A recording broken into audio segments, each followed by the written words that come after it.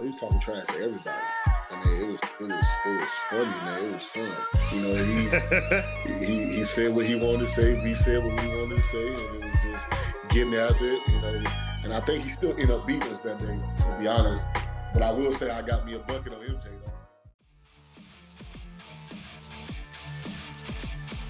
All right, welcome back to another Air Jordan Rewind, everyone. Happy 23rd. If it's your first time here, then every month on the 23rd, I am attempting to do two back-to-back Jordan reactions in appreciation to my GOAT.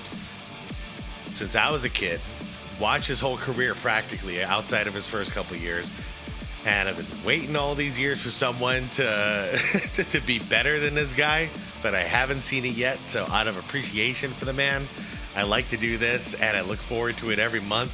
And it's starting to become like a little holiday around here. So hope you guys are prepared. If you weren't, then I hope you're shocked and you're ready and going, oh crap, it's the 23rd, let's do this. So I will be reacting to a video now, and I will be reacting to another video later on tonight. That's going to be 4 p.m. in Arizona time, which I've heard people say, like, that's not a time. No, it's actually a time zone. Like, if you look it up, Arizona time's a real thing. Anyways, this is something was really hard for me to wait for, because this came out about 2 weeks ago from Trice, which is premium, like high quality content, like documentary style. This one is called Big Talk and Bobcats, Michael Jordan's Secret Comeback documentary. Now, I know what this is going to be covering, but I never really heard that there was an official idea of him to come back. I know he was training in a gym with his players and all that to make a statement, but I never heard anything about this actually being like a potential comeback or anything like that. So I'm curious what Trice has to offer here. I think we should get into it, guys. I think we should get into it. Let's not do a long intro. Everybody, please leave this video a like. It helps out a ton. And as I always do, I'm going to link the original video from Trice down below in the description. Happy 23rd, everyone. I think this one's going to be a banger. Just wait till you see what I got in store for you tonight. Those of you who were around last month, I'll just leave it at that. Let's do this. There's no question in my mind he could come in right now and be effective in the NBA. There's not a doubt in my mind. You know, he's the best ever to play, so, you know, he's got that competitive nature.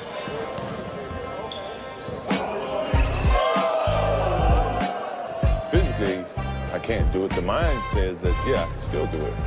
You know, and I still think I can do it better than most in the NBA. He can still play the game, honestly. The way I see him, I think he can still play the game, and if you want to. He came out there, got on, pushed against the guard, whoever Gerald Wallace was guarding, the 3 guard, kicked him out and got in that spot, played with the second team. He scored a couple points, and to the point where he talked so much afterwards, he grabbed the ball and went dunk one on the way out. Yep. And do you think if you play against some of your guys right now, could you win on one-on-ones against them? Or? I'm pretty sure I can, so I don't want to do that and demolish their confidence, so I stay away from them. I let them think they're good. I remember that was in Paris, and he was there to like promote like the international game, I believe. And they asked him that question. He's like, yeah, I'm pretty sure I could. I just remembered something, everyone.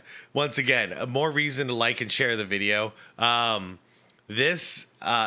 with Trice, if you haven't noticed, the music is awesome in the Trice documentaries. 9 out of 10, I get demonetized every time I react to a Trice video. But, you know, it's a 23rd. Who cares? But just letting you know, it's one of those, like, share it with your friends, get the name out, you know, because this is not for ad revenue here. This is just for the love of the game, for the love of MJ. So far, this is great, but I'm still waiting for the meat and bones here. Like, was he really gonna come back? That's what I want to know, because I don't believe he was, but Trice ain't no liar. She talked about playing Michael Jordan one-on-one, and he actually beat you. He's at the point where if he were going to play 8 minutes, 10 minutes, I don't think there's any chance in the world I could talk him into that. But it's a wonderful thought. I'll make a quick prediction for the Bobcats. Michael Jordan is coming out of retirement. Man, I swear, I used to say it during this era too, where I was like, man, just let him come off the bench, play 20 minutes a game, 5 minutes per quarter. He could do it. At that time, I think he could still do it because he just have to post up. Defensively would be tough because defense was still being played during that era. So that's the only thing I would be concerned of was like, could MJ hang on defense at like 45 years old? But he still had that post game. I'll tell you what. There's the foul. There's the end of a legendary career.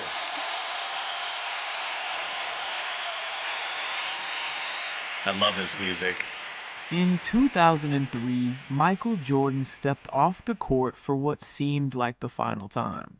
2 decades of dominance, 6 championships, 5 MVP awards, and a legacy that had cemented him as the greatest to ever play the game of basketball. Yes, sir. But what happens to the greatest competitor of all time when the clock runs out?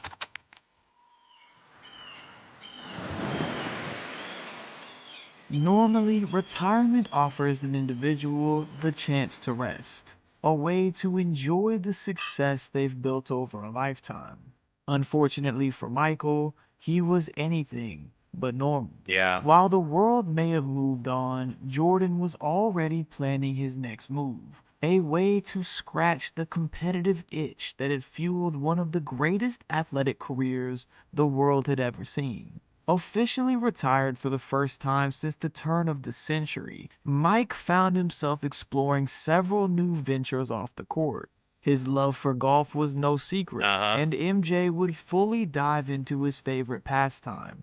We know now that he's fishing as well to help teach him patience, to help him in golf. Yeah, with a cigar in his mouth all the time. I'm gonna go light up now. For a competitive junkie like me, golf is a great solution because it smacks you in the face every time you think you have accomplished something. That to me is taking over a lot of that energy and that competitiveness for basketball. Mike's love of competitive fire spread into a love for racing. Yeah. By 2004, Jordan had invested in his own motorsports team, founding Michael Jordan Motorsports. I really want to make a statement about, my support of this sport, and I think it's desperately needed. I think I can bring more people to see the joy that I get out of the sport, and I want to make a solid commitment. This venture would last nearly a decade, and eventually even inspired Jordan to establish a racing team in the NASCAR ranks. But at the time, it was clear that Michael had missed being involved in the game he loved. By 2006, an opportunity in Jordan's home state of North Carolina would be enough to pull him back into the world of hoops. So 2006 it was. After losing their hometown... Was he about 43 years old? 43 or 44, huh? Franchise, a move that saw the Hornets fly south to New Orleans in 2003, the NBA's priority became to make sure a new team moved into Charlotte.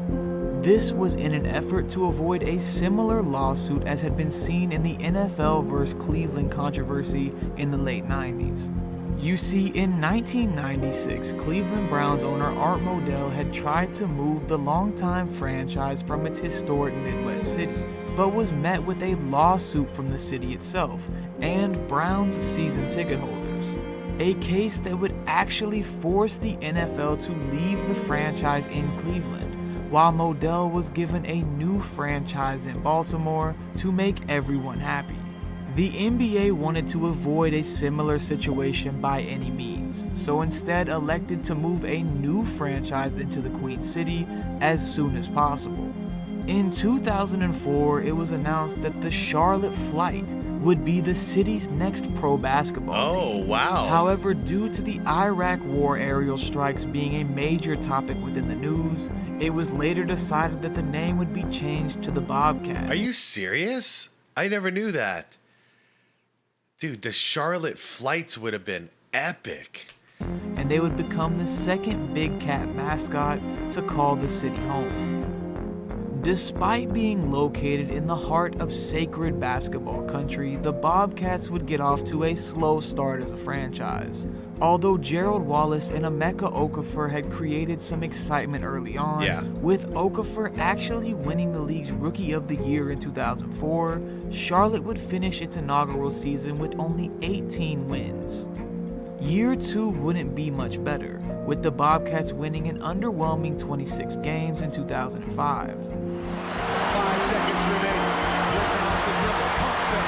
That damn pump fake, Kobe. 0.9 seconds remaining. Damn. Following the season, it was clear the franchise was needing a spark to help them get off the ground. And with an ownership opportunity open, it would be North Carolina's homegrown basketball legend who would answer the call. We first seriously started to discuss it, I believe, around the election of 2008. If you remember, the financial crisis was going on. Yeah, I do. A lot of issues in the banking sector, and Bob had talked. And I don't know about you guys. I lost a lot at that time. 2008 was hard times for me. But I know there's a lot of other people who had it even worse than I did, and lost even more than I did. And what a rough era. With us about the possibility that he might look to sell the team.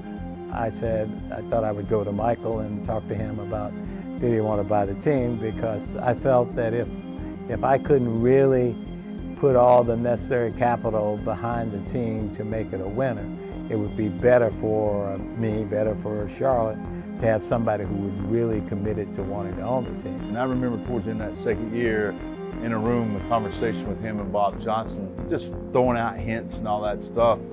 It was going on. And I knew at that time, eventually Michael's going to get this team or a team in the league, which he really wanted. Yeah, he did. Our relationship, I would always challenge him, nah, I don't know if you can do that. And he's always right, watch me, I'll prove you wrong. I think we were all excited that I believe Michael Jordan was the first ex-NBA player to get into ownership, right? Because they were usually like, rich, real estate people, or, stock market people who just inherited a ton of legacy money from their family. It was that type that was in the ownership. Mark Cuban, even though he's in the same game, he was the first tech nerd,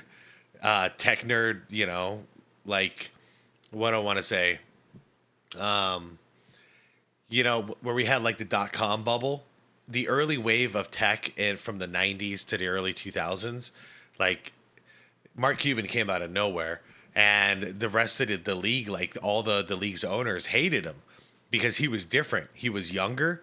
He was more energetic. He represented a whole different culture. He was nerd culture, And then Michael Jordan comes around a couple years later and completely changes the game, because now we got a guy who's a real, he's basketball first. He was a real basketball player, and not only a basketball player, but he's Michael freaking Jordan.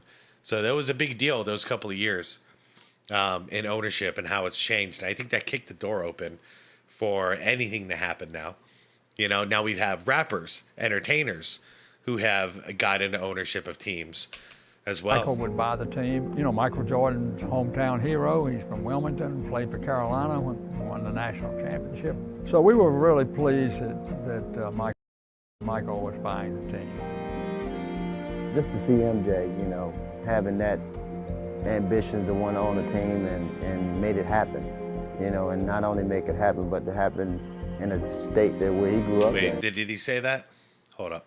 And not only make ambition to want to own a team and made it happen, and not only make it happen, but to happen in a state that where he grew up in, and actually a city that you know, I became very fond, and the organization that I became fond is a treat for me.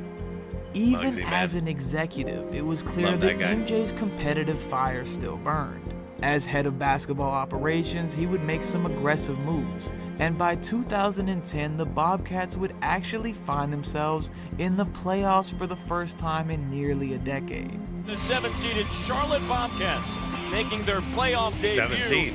against his... Yeah, Steven Jackson's got a bad rap, but the guy could hoop in his prime. He really could. But ever since what happened at the Malice at the Palace, his reputation never really recovered. I get it. But, you know, the guy could hoop just like Ron Artest could. One of the greatest players in our history to be an owner in Charlotte, his home state, really. That was almost a dream come true. Yeah. It was great. I mean, let's be real. It'll be the equivalent of if, like, LeBron James became the owner of the Cleveland Cavaliers, which, let's be real, if he can, he probably will. But I think he's got his sights out for the Vegas team up and coming. Here was Michael at the front of this operation. Here was instant credibility.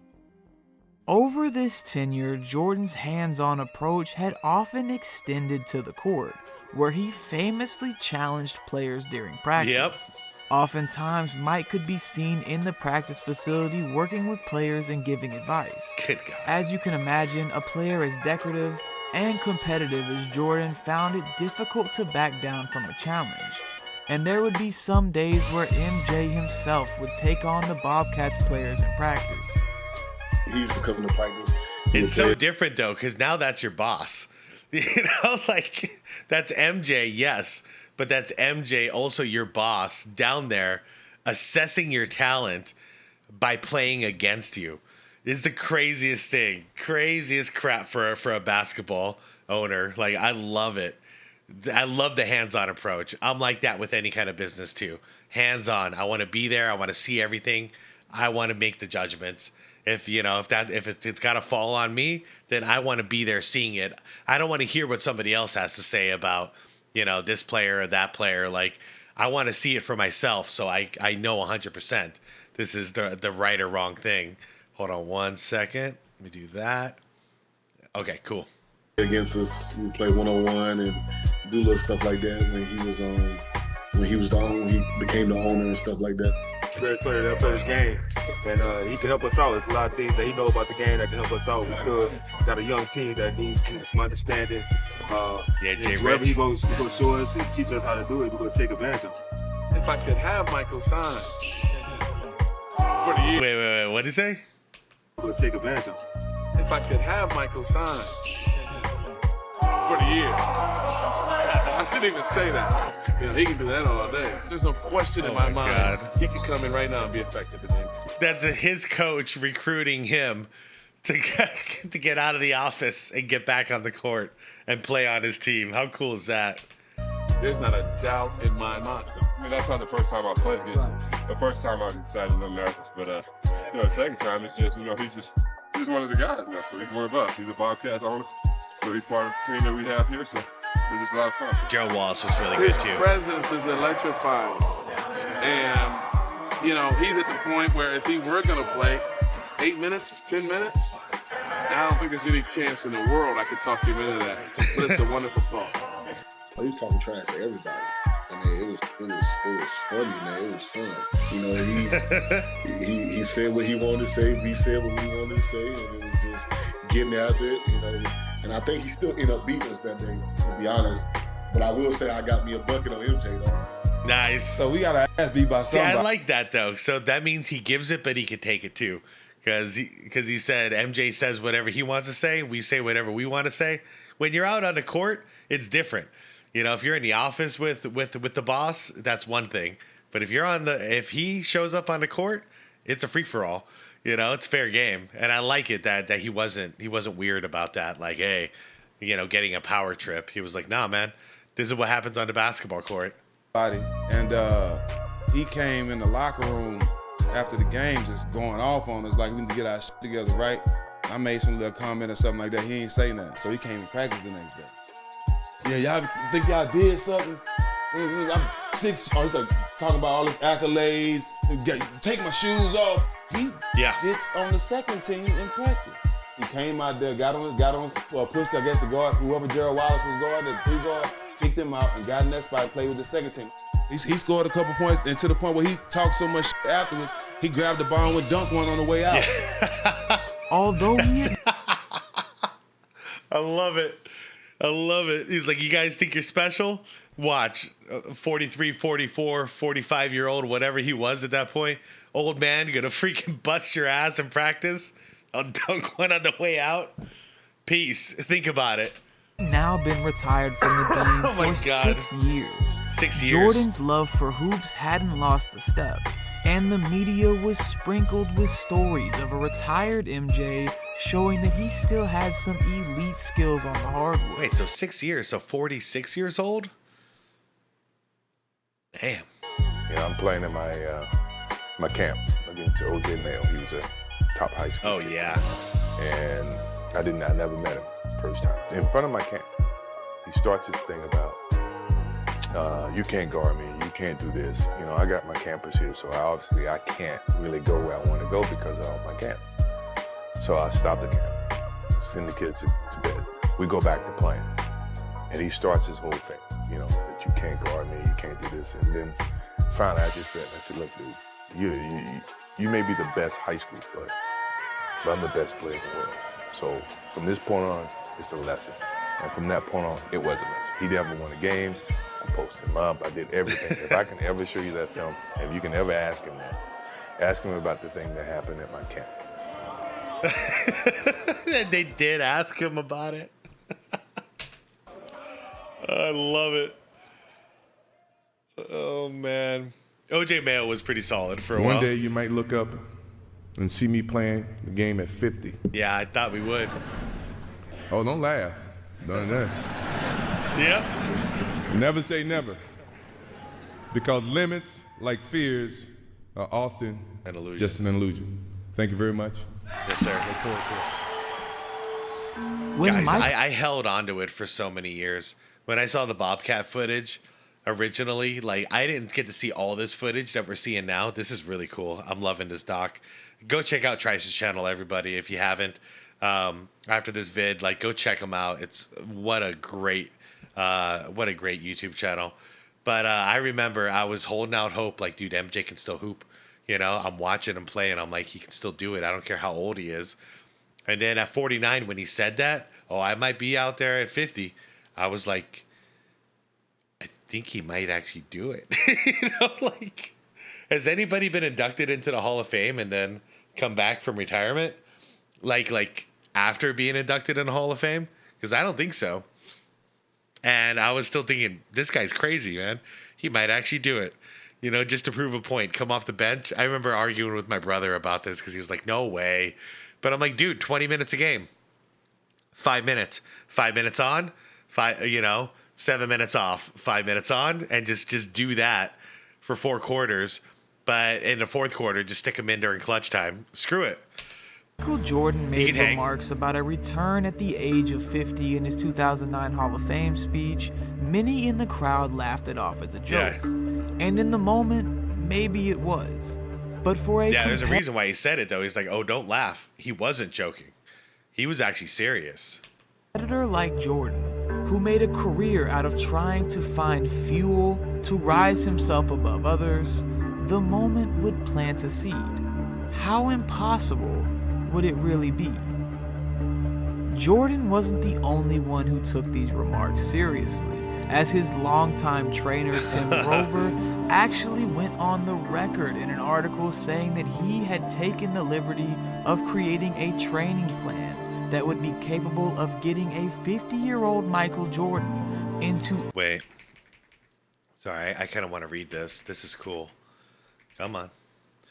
All right, 50 pages inside a binder sit on Grover's desk inside a suburban Chicago home now. Information and studies and research and innovations into regenerating the muscle fibers and anti-aging advances and nutrition. From his trips to Europe and Asia and the Far East, Grover has incorporated a small library of intelligence backed with the most intimate knowledge of Jordan's body and mind and drive to create a program that awaits the comeback of all comebacks at 50 years old. Wow. Leave it to Grover. I believe it.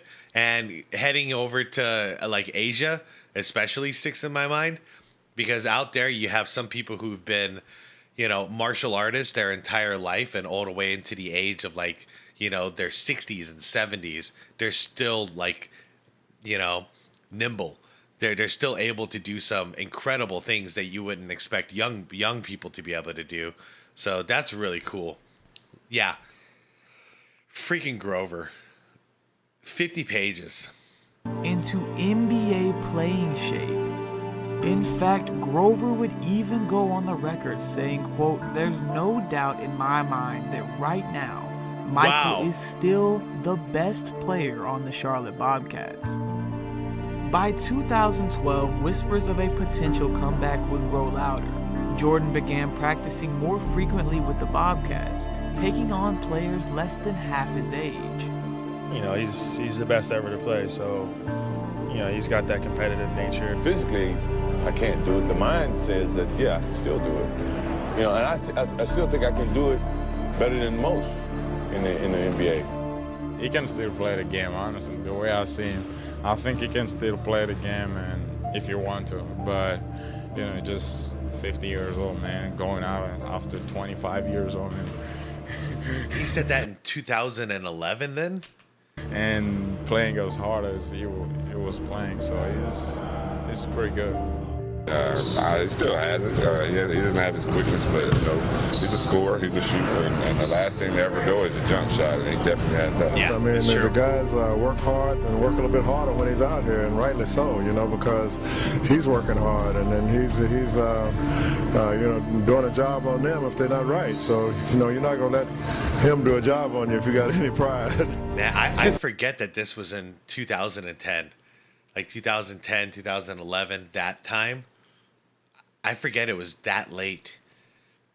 Man, he was really deep into his 40s at that point, like really deep into his 40s. It's difficult sitting on the sideline and trying to live through everybody else playing the game of basketball. You feel like you have so much knowledge and so many. You played the game at a certain level, a different level, but nothing's going to replace me actually taking a shot.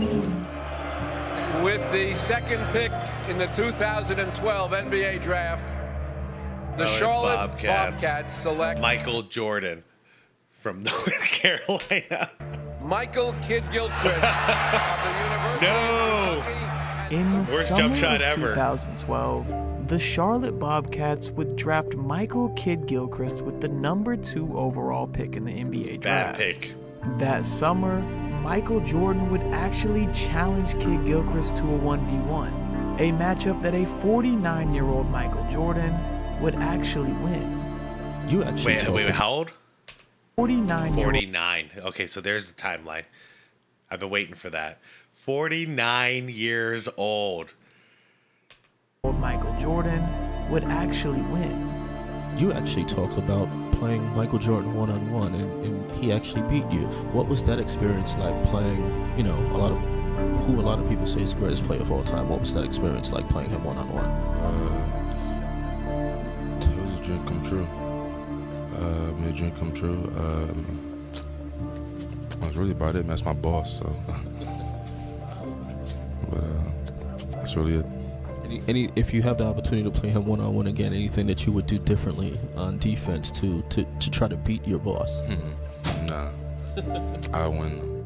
While Kid Gilchrist was understandably not thrilled to talk about the matchup, he would later speak on the subject a little deeper, saying, quote, "He did play me one-on-one one time, and it was hard for me. I lost. I lost to a 50-year-old guy. That's my boss, though. He's the best player to play the game." Yeah, that's gotta hit weird when you're in your prime, your physical prime, and this old dude. I mean, yeah, granted it's Michael Jordan, but this old guy just whoops your ass. Like, it's the old master, you know? MJ's the old master.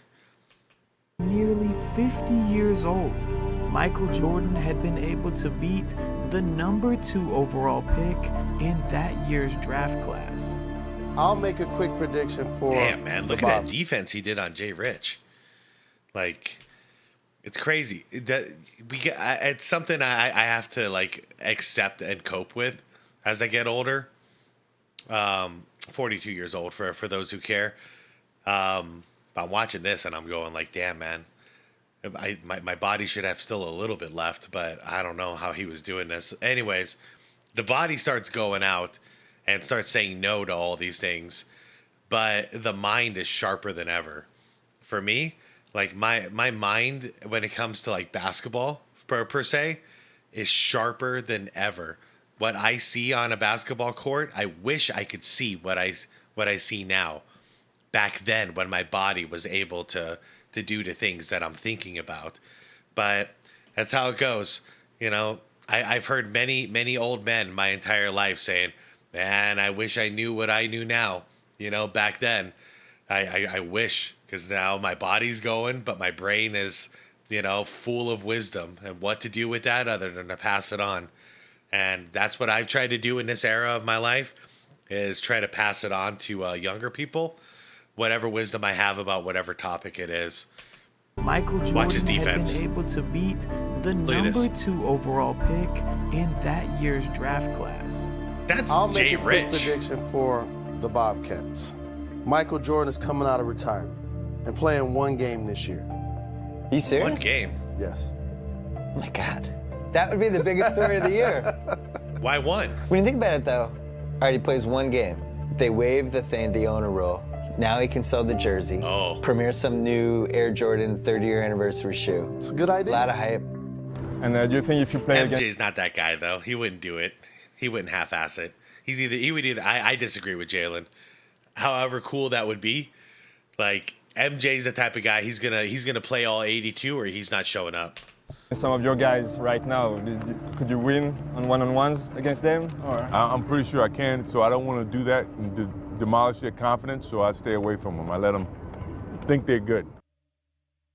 Although speculation and rumors would never officially come to fruition, the question remains, what would a 50-year-old Michael Jordan have been capable of contributing to the game?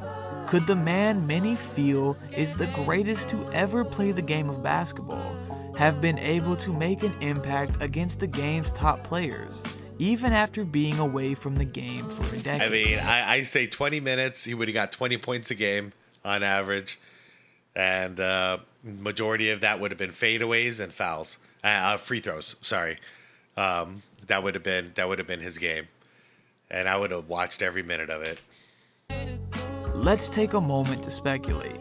Using Michael's playstyle from both his final stint with the Wizards as well as the footage we have of him playing around the time period as reference, we can get a general idea of how MJ would have approached the game at the time. Assuming Jordan still had the legendary work ethic that had allowed him to pull off 2 ridiculous NBA comebacks before, we can imagine that Mike would have been able to reach a level of physical condition that would have at least got him on the floor.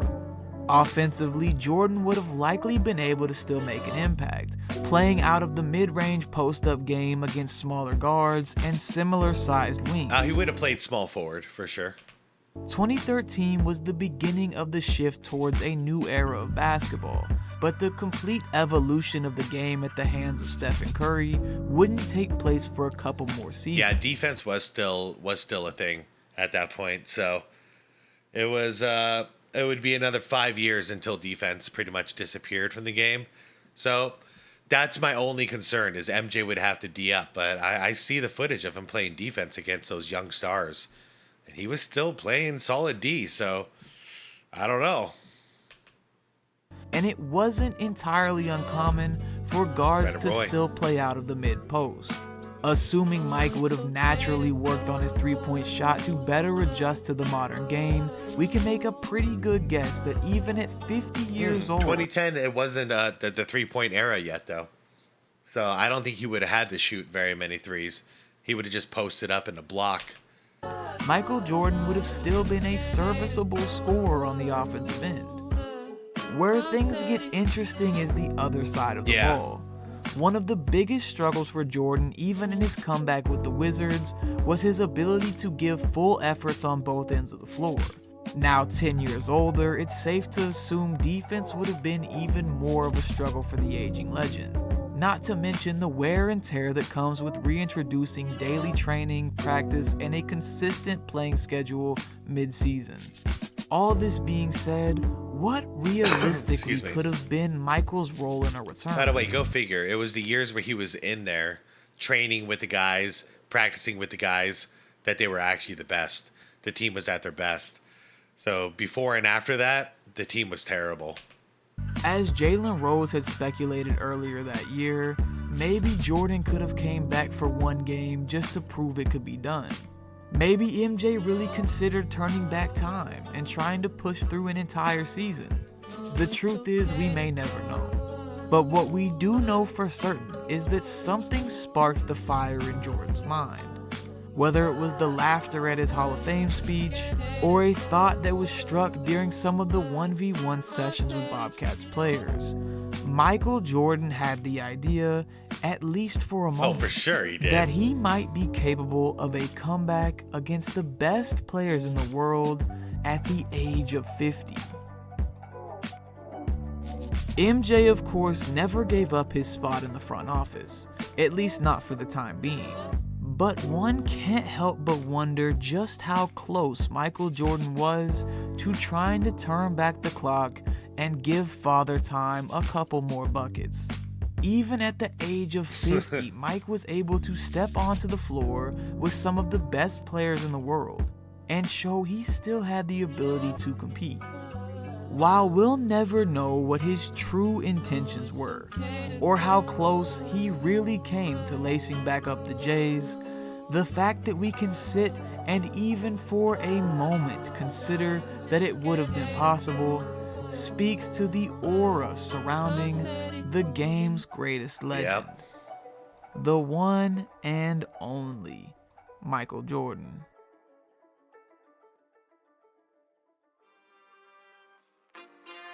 Tries High, another banger. Musicians, great music. Y'all deserve that ad revenue, man, for sure. For sure. I love how he credits them too. Now, it's been a while since I've reacted to a Trice video, and I forget. This kind of content, like you'd expect this off of Netflix or something. All right, that's gonna wrap it. Wow, what a way to start out the 23rd of this month. Happy 23rd, everybody. Happy day. I can't wait to do the next one, but I'm glad I started out with this one because this was just fantastic. You know, I'm smiling over here even though it didn't happen. It's not like a disappointment. It's I do wish it did happen, and it didn't, obviously, but I'm still smiling just thinking about that time where I had that little hope inside going, he might come back. I might get to see him one more time. Even though, when he did the Wizards thing, I was at peace with it. I was so thankful to see him for 2 more years, even though, the team was pretty trash. But just to get to watch the greatest player to ever do it, play for 2 more seasons, well, like a season and a half, was such a gift. And I enjoyed every second of it. I didn't care about what the analysts were saying, and they're talking about crap that doesn't really matter.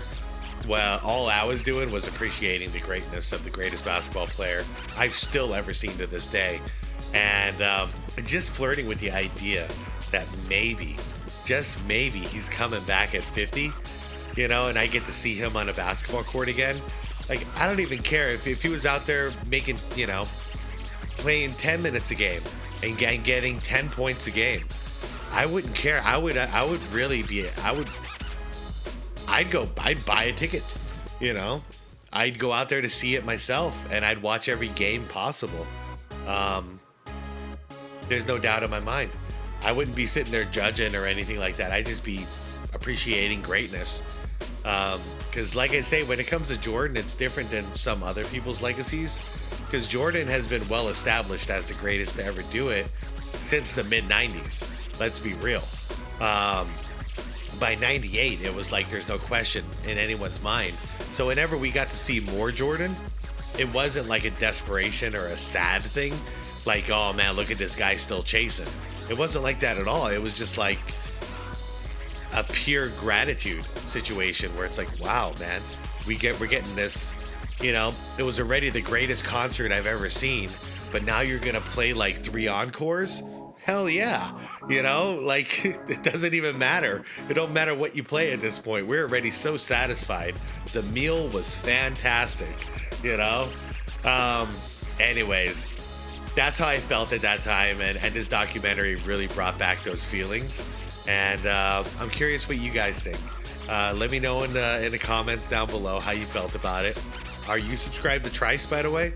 If not, if this is your first video watching of Trice, let me know what you guys thought, because I've been following this channel for a couple of years now, and I haven't been disappointed once, and the quality always remains high.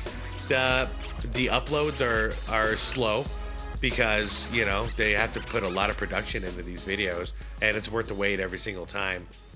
And yeah, it's one of those, like, I'll always react to, even though it's gonna get claimed.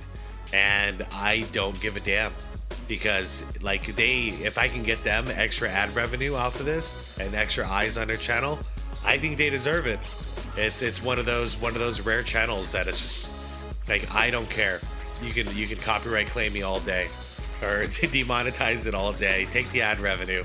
They're fantastic. And the only other way to do this would be just terrible, which would be like, you know, sometimes I strip out the music out of certain sections in videos, but for Trice, that video is like, that the music is literally like integrated into the video, like it's, you know, they're harmonious with each other. So that would be just criminal, in my opinion. So anyways, everyone, go check out Trice. Leave your comments down below. We'll have a good old conversation like we do every 23rd. For those who don't know, the 24th is it's going to be a Kobe celebration. So back-to-back Kobe reactions.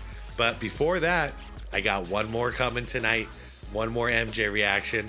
And I think you guys are going to get a kick out of it. So everyone, thank you so much for watching and celebrating with me. We'll continue the celebration in the comments. Yeah, like the video if you haven't done it. Subscribe to the channel if you want more content like this. And hit that bell notification if you want to get notified for tomorrow's or tonight's drop. Everyone, peace out, all right? Be great.